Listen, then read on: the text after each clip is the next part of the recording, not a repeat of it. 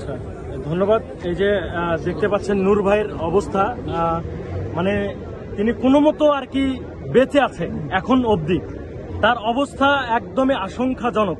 Doctor বলেছে 2 ঘন্টার পরে একটি রিপোর্ট তারা করবে, সেই রিপোর্টে জানা যাবে তার অবস্থা কতটুকু। তার মাথায় রক্তক্ষরণ হচ্ছে।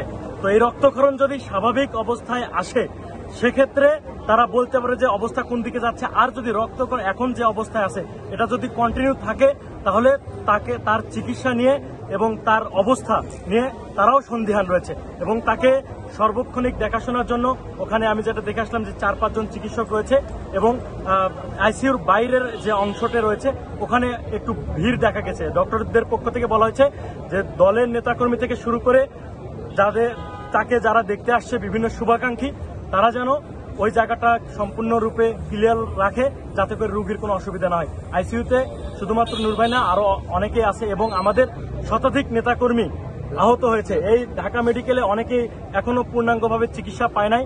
এর আগে